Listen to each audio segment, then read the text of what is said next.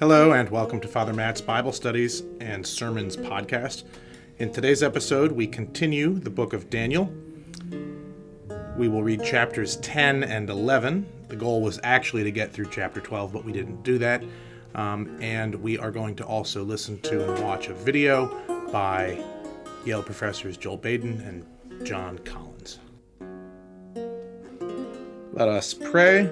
Almighty God, we give you thanks for our Bible study as we have read through the book of Daniel. And we ask your blessing today as we finish chapters 10, 11, and 12. And the book, give us grace in our progress reading and send your Holy Spirit to be with us to live out our lives faithfully. All this we ask through Christ our Lord. Amen. Amen. All right, let's see if I can pull off the screen share and watch this video from our Yale professors. A couple of notes. Chapters 10, 11, and 12 are the end of the book of Daniel, and it continues in this apocalyptic vein that we've been reading. And I would say from a Christian standpoint, there's a pretty good argument to be made that these are the most important chapters in terms of how Christians understand a lot of things that come into the New Testament, the Son of Man, the resurrection, and things like that. So it's a good section, and I think that as we finish it today, I hope that it will give you some insight into the New Testament as well. So let me share. So we've gotten finally to the end of Daniel, to the last 3 chapters, which contain some of, I think, the most important and also, in some cases, most mysterious, or at least confusing material in the book. I wanted to begin by reading the first verse of chapter 10, because we've talked about how we're in this genre of apocalypse and the relationship between the genre and the book of Revelation. And it's just, I can't help but read this verse in that light. The verse, chapter 10 begins, "In the 3rd year of King Cyrus of Persia, a word was revealed to Daniel. The word was true, and it concerned a great conflict. He understood the word, having received understanding in the vision." It resonates with that, there is a kind of sort of secret knowledge. There is, it reads like Revelation to me, and I'm not even a New Testament scholar. Yeah, the oddity of it, though, is that in this case, he doesn't describe the vision. Yeah. He just tells you, I got the vision. And he goes into some detail about saying how he got the vision, right? This is not just, I was sitting there and it came to me. He prepares for it. It's like a spiritual preparation. That's what is interesting, too. In this case, he fasts and doesn't anoint himself, which probably means he didn't wash for a couple of weeks. Yep. That's one way of doing it. That's one way of seeing things, for sure. Now, in some of the other apocalypses, there are, I think, more attractive ways. In one called Fourth Ezra, Ezra is told to go out into the field and eat the flower that is in the field. And after it, he has a great vision. And then at the end of the book, he's told to drink a fiery liquid. And after that, he just spouts out the whole Torah and can hardly stop talking. These are other ways of triggering it. You wonder, though, did the people who wrote these books use some of these techniques? It's not out of the question. They certainly seem to have known about them, which is usually a good sign. The vision that he sees here is, again, is a battle. Right? This is war. At least it seems to be war. Again, we don't actually get the vision itself, but we have descriptions of heavenly beings in battle. The interesting point about it is that it's not just a battle on earth. Right. That what he's told, first of all, is that the angel Gabriel comes to him and says, well, I'm just taking a time out here. Actually, I'm fighting with the Prince of Persia. Yeah. And when he's finished, the Prince of Greece will come. And they have nobody helping me except Michael, your prince. Now, especially from the case of Michael, you can tell what a prince means here. Yeah. A prince is what we'd call a patron angel, the figure who presides over the nation on a heavenly level. And so what he's saying is, you think these are wars between people on earth? These are only reflections. The real war is being fought upstairs in heaven between the angelic forces that preside over these nations. He also goes on to give a remarkably detailed sort of overview of history. Yeah. Really just a quite thorough, there's kings and battles and defeats and the whole thing. What, if any, of that is of interest to, say, Daniel or to us? It's of interest to us that he seems to have had a good historical source. Yeah. Now, they didn't seem to know much of anything about the Persian period, but they had very good records of the Hellenistic period, and especially of the wars between Syria and Egypt. But it really only becomes of interest to us when you get to Antiochus Epiphanes, our friend, who arises, he's introduced as a contemptible person to whom the kingdom had not been given. He's presented as a usurper. And he comes in somewhere around chapter 11, verses 20 or 21, thereabouts. Yep. And then it becomes quite intense from there on. Yeah. And he is, in this scene, this is, I think, I may be wrong, this is the only place in the Old Testament where Rome is even alluded to. Is that fair? Right. And what it's called is, they refer to ships of the Kittim. Now, the historical incident in question was a famous one. Antiochus had invaded Egypt, and he invaded it twice. First time, he pretty well overran the country.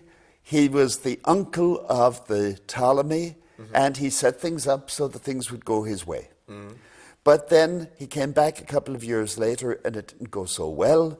And this time he was confronted on the beach outside Alexandria by a Roman legate named Popilius Laenas, who demanded that he withdraw from Egypt and drew a circle around him in the sand and said he wanted his answer before he stepped out of that circle.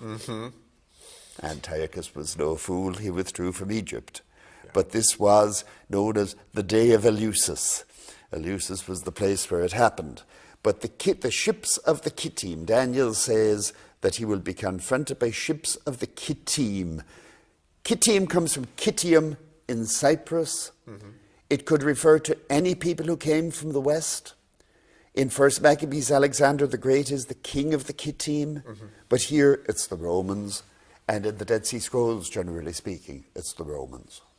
Again, giving us a fairly solid historical background for the authorship. Very much so. We really have to concentrate, I think, on the end here of this vision, because this is the Old Testament's great moment of resurrection. Can you describe is it resurrection the way that we typically think of it? Well, let's take a little run up to it first of all, because though it's all very enigmatic, as it's stated in Daniel, and they're not naming names or anything, but it says how then the king would install an abomination that makes desolate in the temple, which probably was a pagan altar, and then that some of the people who resisted his demands would be killed and made white. It says, and then others would help them deceptively. They'd receive a little help. And that's often been taken as a slighting reference to the Maccabees. I'm not sure whether that's right. I'm not sure he would have regarded the Maccabees as a help at all.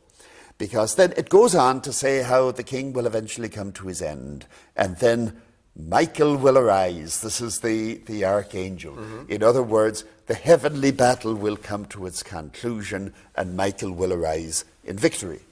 And then he says, at that time many will arise, some to everlasting glory and some to shame and everlasting contempt. Now, he doesn't say everybody will arise. The very good and the very bad. If you are boring in this life, sleep on. Now, but then also he doesn't say they'll come back on earth. That the wise, who have been the heroes in the time of the persecution, said, will shine like the brightness of the firmament. This is the Zohar. And it means like they'll shine like they'll become companions to the stars. Right. And we get this in other apocalypses in the book of Enoch. It means that they will become companions to the angelic host. They will be up there with the angels. Now, I don't think Daniel means that the world will come to an end, because you also had predictions of a kingdom on earth, and presumably that too would happen.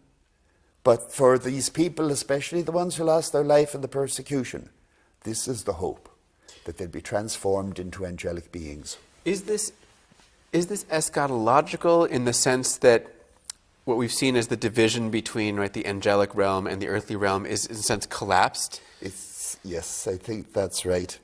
And you'll get that also in the Dead Sea Scrolls, where they thought they were already living with the angels. Yeah. At least Daniel said, not well, in Qumran, after you die. But, you know, it's when Michael arises, right, that is sort of like on this earth, right? That's Well, he arises in victory. Think of him wrestling with the Prince of Greece. Yeah. And then he gets up, and the other guy doesn't. but that it's mirrored. It's mirrored, yes. It's mirrored. Yes. But yeah, I think anything that happens in heaven in this book also happens on earth. Right. So, though this is certainly the fullest sort of vision of a resurrection in the Old Testament, is it the first in the sense of, no, I never thought of this before?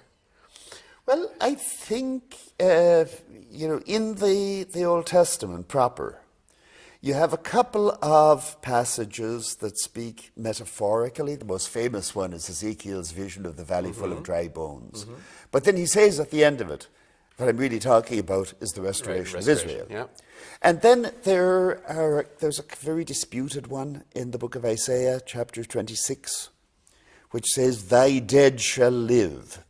And now whether that's like Ezekiel or meaning a real resurrection is very much disputed. Sure. I think it's more like Ezekiel myself. But I don't think Daniel invented the idea of resurrection, because you get it also in parts of the book of Enoch that were earlier, probably a little bit earlier. But it's really, I think, sometime there in the beginning of the 2nd century that you have people beginning to take this language of resurrection, which you get already in prophecy, but then they begin to take it literally.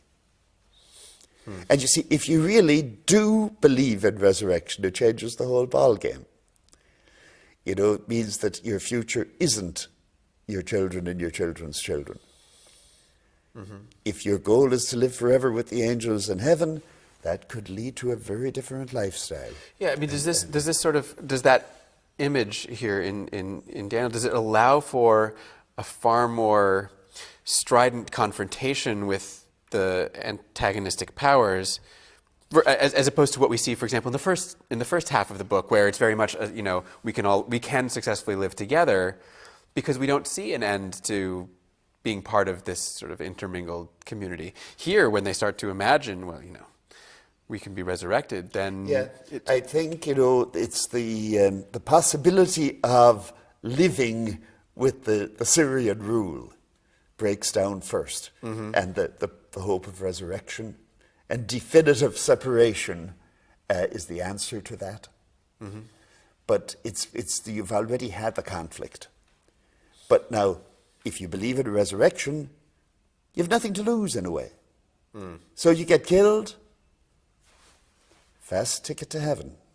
There are still people in the world who think this way. Yeah, I was certainly, thinking very much the same thing. Is this a dangerous idea to a certain extent? To a certain extent it is. Because, if you're not afraid to lose your life, then you can do anything. Yeah. The last bit of the book that is needs explanation, truly explanation, is again, I'm afraid, a math problem.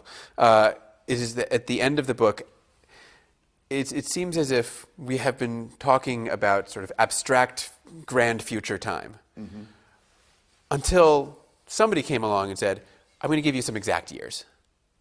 Right? Some exact calculations as to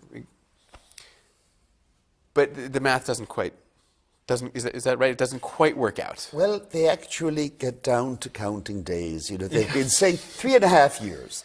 Okay, there's a little fudge time in that. But now, if you're getting towards the end of the 3.5 years, and you get, if you have in front of you, the actual number of days predicted there at the very end of the book. And yes, the 1,335 days. and then in the next verse This 1,290 days is the first one. is the first one. And then, blessed are those who last 1,335 days. Right. Those extra 45 days are going to make all the difference. They are, but now, okay, what's going on there? Yeah. This happened also with the Millerites. You know, that when things didn't happen the first time, the first reaction is to say, we made a mistake in the math. Yeah. Let's do the run the numbers, again and reset. Yeah. Maybe the Lord has given us an extension. And I think that's surely what's happening here, is that the first number passed. And now, one of the great things about the Bible is when they change it, they typically don't clean up. Right. They tend to add and not delete. And therefore you can see what they're doing. So your suggestion, and I think there's really no question, is that these last verses of the book of Daniel are later still sort of tacked on. Yes. Now, mind you, not a lot Not much later. but just a little bit later. Yeah. But what is interesting, if you believe the books of Maccabees, according to First Maccabees, the temple was actually purified 3 years to the day after it was desecrated. Both of these numbers take you beyond that. And my guess is that whoever wrote the book of Daniel didn't accept the Maccabean purification of the temple. They were looking for something a little bit more spectacular, including the resurrection of the dead. Yeah. And presumably you'd notice if that happened. A reminder again, and we happen so often, that we tend to think of ancient Judaism and Christianity as all basically fundamentally agreeing with each other, but in fact, we had sectarianism and different ideas about all of this from the get-go. Yeah. Perhaps as we finish up, final thoughts about the book of Daniel and that really this wide range from stories like Joseph and Esther to something very much like the book of Revelation. In a sense, the book of Daniel takes us through a period of Israelite history in a very particular way. I mean, it's through visions and interpretations, but you really get a sense as you read of the shifting sort of values of ancient Judaism, at least in a particular time and place, how it was that they encountered the outside world. Daniel, more than many other books, gives us a window into how they saw themselves as part of the world. The great theme, I think, that runs through the whole book is the kingdom of this world is passing away. Regardless of what that kingdom is. Now, of course, it has the hope for a kingdom that will never pass away. But that always remains in the future. But any kingdom that we actually encounter, and this, I think, is still relevant, no matter who has the hegemonic power at any given time, it's not going to last all that long. Right. That, I think, is what gives the book a lot of its power.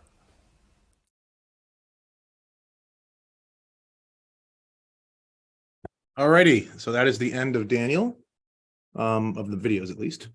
And we're going to read. Any questions about that before we jump into the actual text? Okay. We're going to read from chapter 10, 11, and 12 and finish it off. Okay. Hopefully the size of the screen is viable. Can you see my screen? Let me make the font bigger. I'm not sure why it's so small. Okay. Edda, Yeah, can you good. read the first chunk? Let's see, read 10 all the way down to days down here. All the way down to, all right. Well, okay. In the 3rd year of King Cyrus of Persia, a word was revealed to Daniel. He was named Belteshazzar. The The word was true, and it concerned a great conflict. He understood the word, having received understanding in the vision. At that time, I, Daniel, had been mourning for 3 weeks. I had eaten no rich food, no meat or wine, and wine had entered my mouth, and I had not anointed myself at all for the full 3 weeks. On the 24th day of the month, as I was standing on the bank of the great river, that is the Tigris, I looked up and saw a man clothed in linen with a belt of gold from Uphazah around his waist. His body was like beryl, his face like lightning, his eyes like flaming torches, his arms and legs like the gleam of burnished bronze, and the sound of his words like the roar of a multitude. I, Daniel, alone saw the vision. The people who were with me did not see the vision, though a great trembling fell upon them, and they fled and hid themselves. So I was left alone to see this great vision. My strength left me, and my complexion grew deathly pale, and I retained no strength. When I heard the sound of his words, I fell into a trance, face to the ground. But then a hand touched me and roused me to my hands and knees. He said to me, Daniel, greatly beloved, pay attention to the words that I'm going to speak to you. Stand on your feet, for I have now been sent to you. So while he was speaking this word to me, I stood up trembling. He said to me, do not fear, Daniel, for from the first day that you set your mind to gain understanding and to humble yourself before your God, your words have been heard, and I have come because of your words. But the prince of kingdom of Persia opposed me 21 days. So Michael, one of the chief princes, came to help, and I left him there with the prince. Oh, your picture is blocking the words. Okay. With the prince of the kingdom of Persia, and have come to help you understand what is to happen to your people at the end of days, for there is a further vision for those days. Okay, great. So they were talking about this. This is kind of the intro to this last set of apocalyptic prophecies and visions. This gives us our time, right? We're in the 3rd year of King Cyrus of Persia, and the vision, which we don't see, we get the angel talking to us, but the vision concerns some great conflict, and Daniel understands it. And then it shifts from third person, interestingly, to first person. And he gives a nice description of how he's gotten into this vision, which is he didn't eat or clean himself for 3 weeks, and kaboom, he has a vision. And so he finds himself at the end of those 3 weeks on the bank of the Tigris. And if you want a description of what Gabriel, the angel, looks like, you've got it right here. He, a man clothed in linen with a belt of gold, and he looks like jewels, and his face like lightning, and his eyes are like flaming torches. And so he looks very spectacular and kind of scary. And this presence freaks Daniel out, I think, is probably the best way to say that. And so his strength left him, and he pretty much falls into a trance onto the ground. And then the angel tells him, don't worry, you've been good. Your words have been heeded by God. And I've been off fighting the king of Persia along with Michael, and we begin to get into things like days. So this war has gone on for 21 days, and Michael has been helping him. And so if you understand what's going on at this point, my guess is you're still like, I don't understand what's going on at this point, but that's what's going on at this point. Does that make sense? Vaguely? It does, but what's curious is every time an angel is mentioned, right, they're fearsome looking beings. And somehow or another, we today think of angels as these fluffy, sweet things. But I have a feeling if an angel ever showed up, we'd be terrified. Right. Well, and in the gospel according to Luke, which is our other Gabriel appearance, right, that we all know about, in Luke, Gabriel appears a couple of times, and every time everybody is terrified. If you remember the Christmas or the Annunciation, or if you know the thing with Zechariah in the temple, also from Luke, pretty much the first thing out of the angel's mouth is don't be afraid, right? Everybody is apparently afraid, and we just kind of gloss over that and turn angels into cute, puffy, garden cherub things.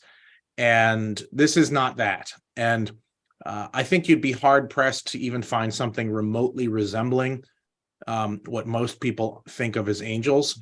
Usually though sometimes you get with Saint Michael imagery, you get Michael with a sword and killing a dragon and that sort of thing. And that's a little bit from Daniel. It's a lot more from Revelation. So, but there's in this context, and actually in Revelation as well, there's a famous passage in Revelation that concerns Michael, which says, now there was a war in heaven, right? And this is sort of the same thing.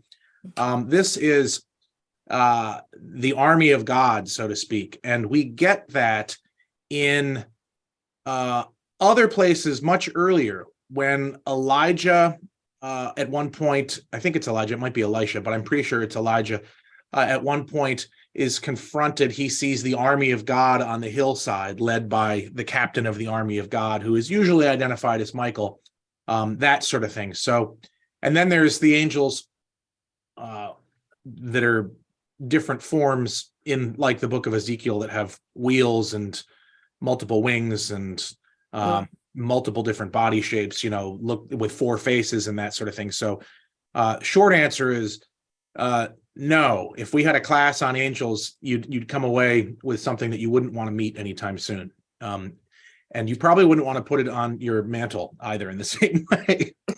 So yeah, anything else from anybody on this? Okay. JD, can you finish the chapter? It's 15 to the end. Sure. While he was speaking these words to me, I turned my face toward the ground and was speechless. Then one in human form touched my lips, and I opened my mouth to speak and said to the one who stood before me, my Lord, because of the visions, such pains have come upon me that I retain no strength.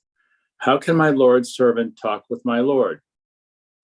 For I am exhausted, no strength remains in me, and no breath is left in me. Again, one in human form touched me and strengthened me. He said, do not fear, greatly beloved. You are safe. Be strong and courageous. When he spoke to me, I was strengthened and said, let my Lord speak, for you have strengthened me. Then he said, do you know why I have come to you? Now I must return to fight against the prince of Persia. And when I am through with him, the prince of Greece will come. But I am to tell you what is inscribed in the book of truth. There is no one with me who contends against these princes except Michael, your prince. Okay. So a couple of things. It does appear to me that there's a third character here, right? This one in human form who's sort of interceding between the angel and Daniel. How can my Lord's servant talk with my Lord? There's some intermediary going on right here. But again, you get he said, do not fear, you're safe, be strong, be courageous. And so he's strengthened. It's not clear to me, honestly, if there's an intermediary, if this is Gabriel talking about, is the intermediary. But in any event, the point here is that there's whatever's going on in this battle, more is going to be told. But it's something that only Michael, who's your prince, and what Professor Collins mentioned, implies that is sort of the patron of Daniel, or the patriarch angel of all of Israel, or something like that. And so there's a limited amount of support that's here, but that support is Michael, and it's Daniel's particular prince. Anything on that JD just read? Okay. Chapter 11 is quite a bit longer, and we're going to move through this too. So let's just keep going. James, can you read the beginning all the way to here, to her? To her? Yes. As for me, in the first year of Darius the Mede, I stood up to support and strengthen him. Now I will announce the truth to you. 3 more kings shall arise in Persia. The 4th shall be richer than all of them, And when he has become strong through his riches, he shall stir up all against the kingdom of Greece. Then a warrior king shall arise and shall rule with great dominion and take action as he pleases. And while still rising in power, his kingdom shall be broken and divided toward the four winds of heaven, but not to his posterity, nor according to the domination with which he ruled. For his kingdom shall be uprooted and go to others beside these. Then the king of the south shall grow strong, but one of his officers shall grow stronger than he and shall rule a realm greater than his own realm. After some years, they shall make an alliance, and the daughter of the king of the south shall come to the king of the north to ratify the agreement. But she shall not retain her power, and his offspring shall not endure. She shall be given up, she and her attendants and her child, and the one who supported her. Okay, great. So this is the quote still from, this is our angel still speaking, just to be clear. We have not changed timelines in Daniel's vision. It's still part of the same thing.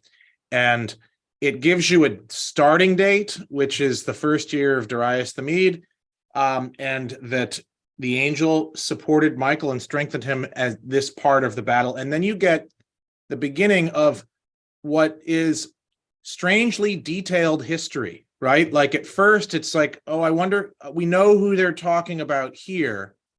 And then there's 3 more kings of Persia that's going to arise. Okay. And then he's going to, then there's going to be a 4th, which is going to be far richer, and he's going to stir up all the kingdom of Greece. And then a warrior shall arise. And if you are kind of reading this now, or certainly back then, you're like, I think I know who he's talking about. This sounds sort of like Philip of Macedon, and this sounds like Alexander the Great, who rises up and takes over the whole world. And then he dies, and his power is broken up and divided among his different subservients, but they don't have the same power or authority with which he ruled, right? And then it's divided up into realms in different areas, and the king of the south is going to grow strong, and we're going to guess that's around Egypt and that sort of thing, and we'll see more of that below. And then there's more detail about, okay, then there's an alliance and the daughter of the king and this and that. The odds are pretty good that we don't have any clue who they're talking about specifically, other than maybe Alexander the Great and some of the others after. But if you're reading this and studying it and hearing it, everybody throughout history is probably going to be saying, I think I have some idea of who they're talking about. Should I dig in deeper? And maybe there are plenty of people, our professors certainly do, who can trace out who these people are. So if you've been wondering throughout this whole book, why does everybody care about this guy Antiochus Epiphanes so much? And probably more importantly, how the heck could they know? It's because you can trace it again and again in these different passages that we've read. Each time in these visions, it seems to trace it down to one particular era and time and person.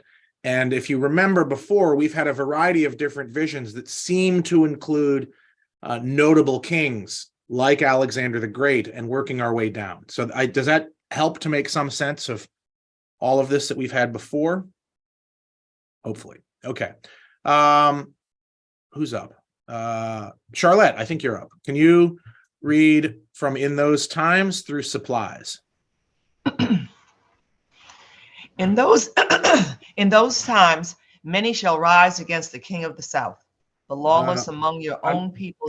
Right here, in those times, a branch. Oh, I'm sorry. In those times, a branch from her roots shall rise up in his place. He shall come against the army and enter the fortress of the king of the north, and he shall take action against them and prevail. even their gods with their idols and with their precious vessels of silver and gold. He shall carry off to Egypt as spoils of war. For some years he shall refrain from attacking the king of the north.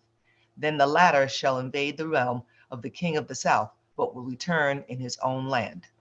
His sons shall wage war and assemble a multitude of great forces that shall advance like a flood and pass through, and again shall carry the war as far as his fortress.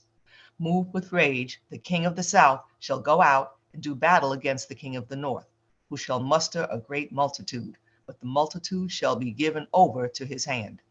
When the multitude has been carried off, his heart shall be exalted, and he shall overthrow tens of thousands, but he shall not prevail. For the king of the north shall again raise a multitude larger than the former, and after some years he shall advance with a great army and abundant supplies. Okay, great.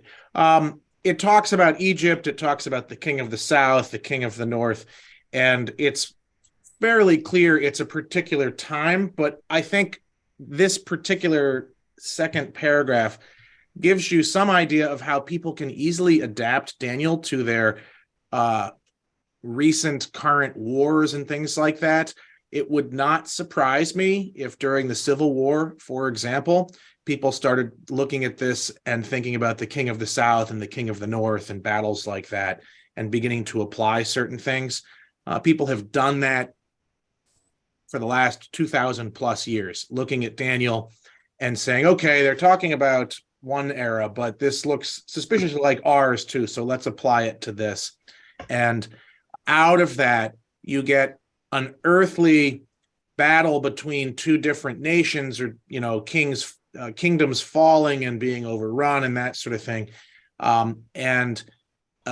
It's a heavenly battle at the same time. And how do we apply that to our time can be something that people do a little more often than maybe they should, but it does happen somewhat frequently. Any questions on this? We're still dealing with kings that you could track for the most part. If you had a detailed commentary, they could tell you pretty much who all these people most likely were. I can't. Okay. 14. I think that's just big enough.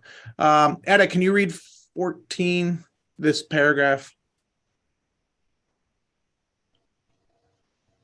You're muted. Muted.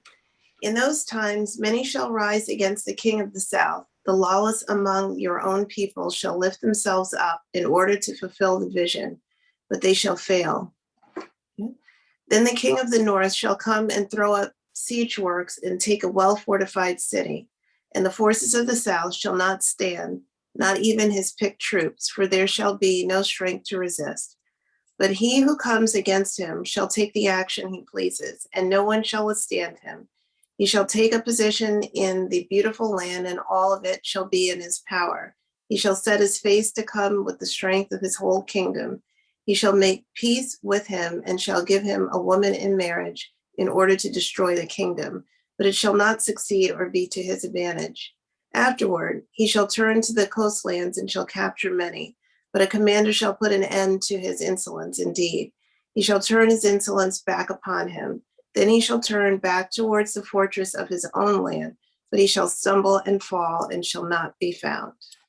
Okay, again, we're dealing with kings. We're probably dealing with somebody that is running or ruling where Israel and Judah are, and that's most likely the link to the beautiful land that was in here and things like that, and that they are now more powerful than the Egyptian chunk of Alexander the Great's former empire. I mean, you're getting close to what was the Seleucids, or maybe in them at that point, which was the remnants of Alexander's sort of Ptolemaic people ruling class, and had taken over this chunk of Egypt and the sort of lower part of the Levant and that sort of thing in Israel.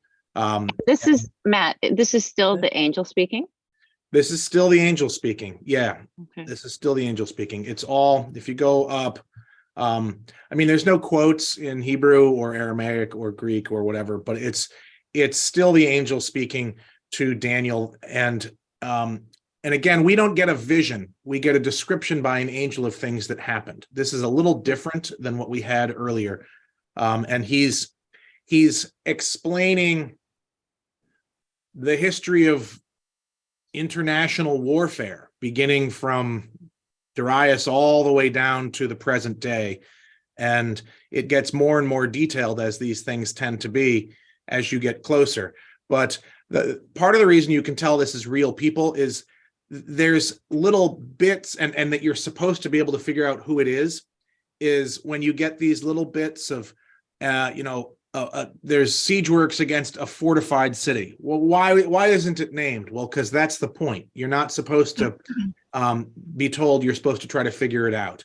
Well, which alliance are we talking about? You've gotten a couple of different times where there's marriages that are being talked about sort of very quickly in alliances, and you kind of wonder, well, who was that? And which commander are we talking about that put an end to his insolence? That sounds suspiciously like an assassination, right?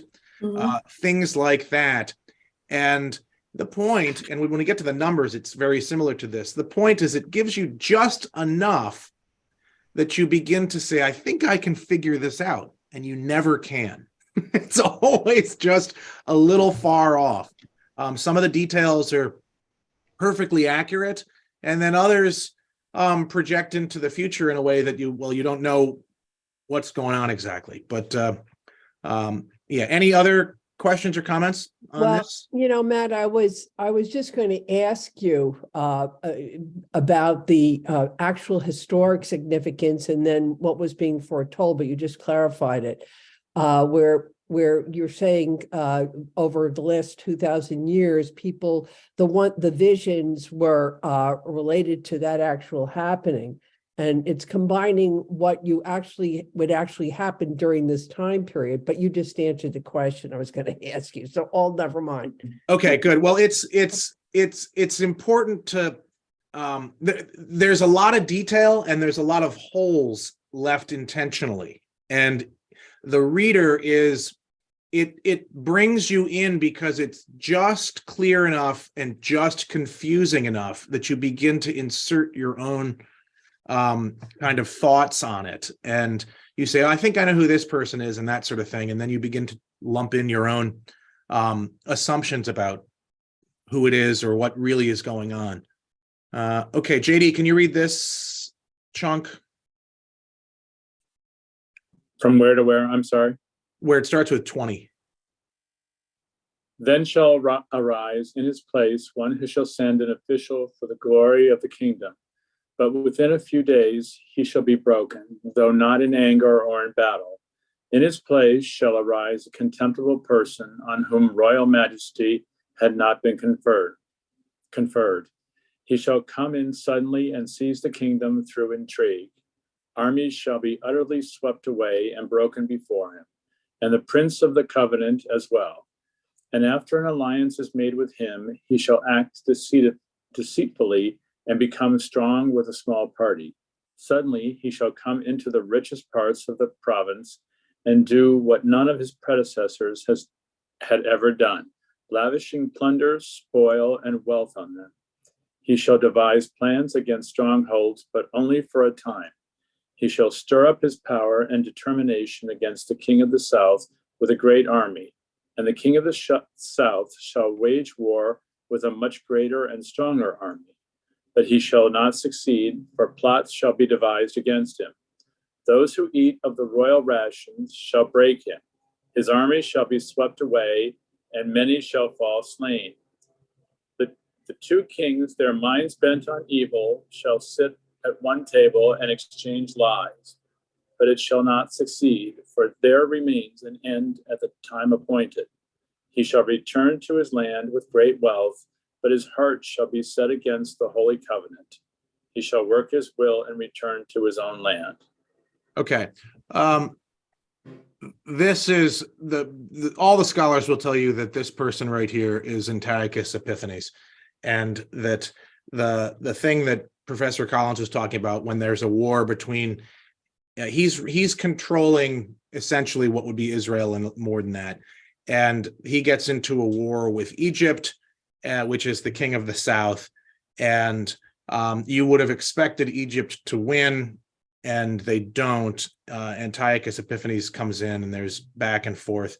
As an aside, this line is great. The two kings, their mind bent on evil, shall sit at one table and exchange lies. Like there's some really good one-off lines in here that give you a sense that, if nothing else, Daniel does not like kings, right? Like there's very much problematic rulership all the way through this.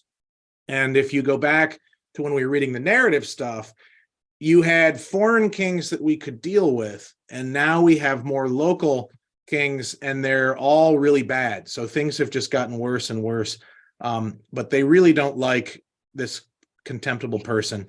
And he's been called lawless or contemptible or arrogant, depending on which prophecy you're in, but it's all the same, most likely the same guy, Antiochus Epiphanes, who was doing things like looting the temple and putting up pagan altars and things like that. And they really, really did not like him and hoped that he would die.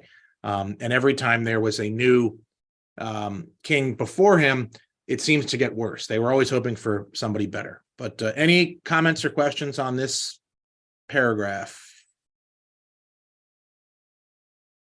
Okay, we're going to get our Roman reference in a second. Barbara, can you see to read? I know you're on audio only. Matt, I had eye surgery, so I'm having. Oh, okay. Carrie, can you see to read? I don't know. Yeah. No, Can I you read can. these two paragraphs? You haven't read Sure. yet. So. Sure. At the time appointed, he shall return and come into the south. But this time it shall not be as it was before. For ships of Kittim shall come against him, and he shall lose heart and withdraw. He shall be enraged and take action against the holy covenant. He shall turn back and come to an understanding with those who forsake the holy covenant. Forces sent by him shall occupy and profane the temple and fortress. They shall abolish the regular burnt offering and set up the desolating sacrilege.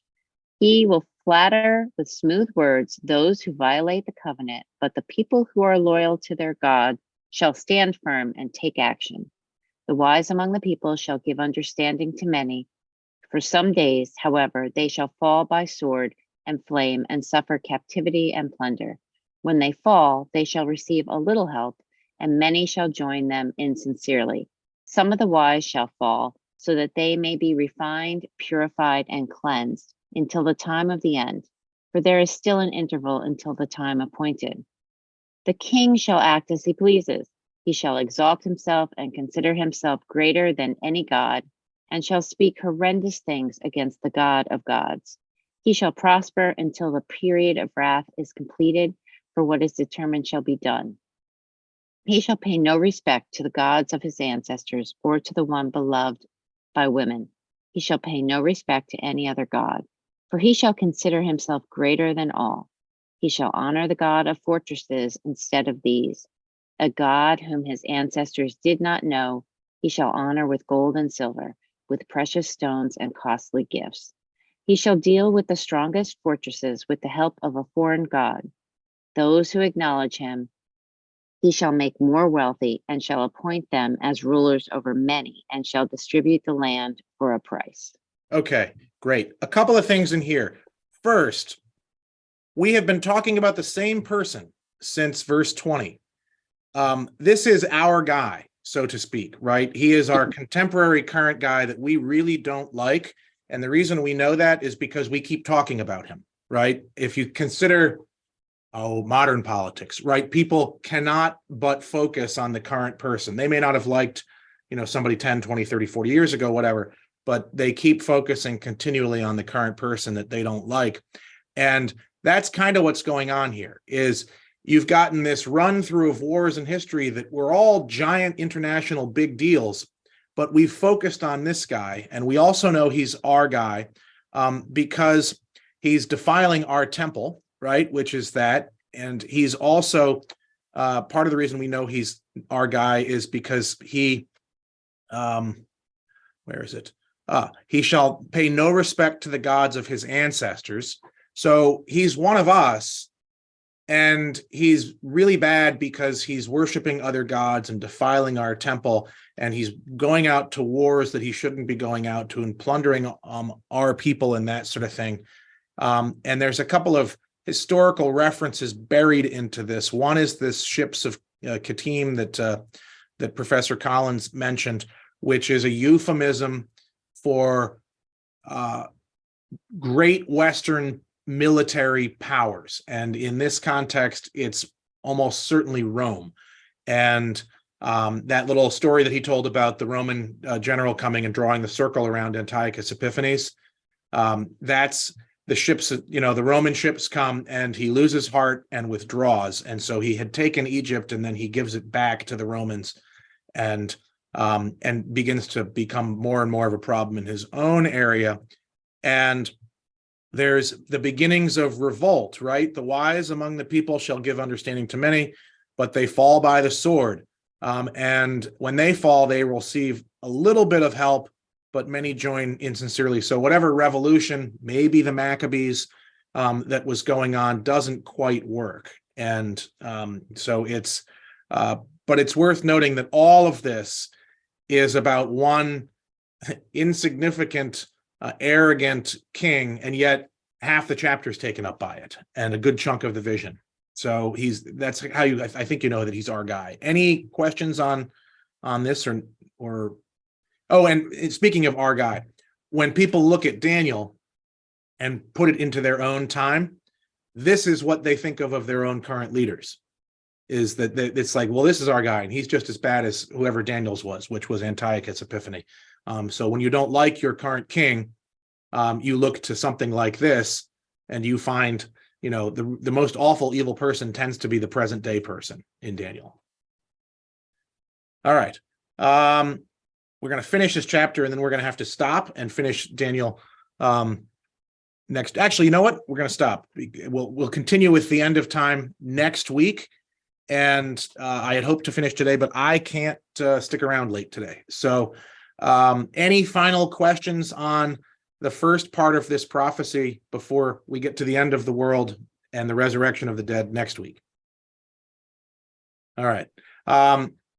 If you have nothing to do in the next 15 minutes, Google Antiochus Epiphanes, and you'll get some background on him that will almost certainly help and give you some historical sense of who he was. Antiochus Epiphanes. Okay?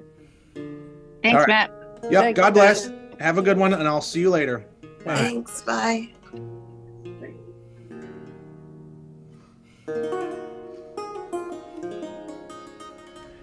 Thank you for listening today. If you are interested in subscribing, please do on our podcast. And you can also find all of our Bible studies and other church videos on our YouTube page at YouTube/C/Christ Church Pelham. Or you can just look for it. Christ Church Pelham on YouTube. God bless and take care.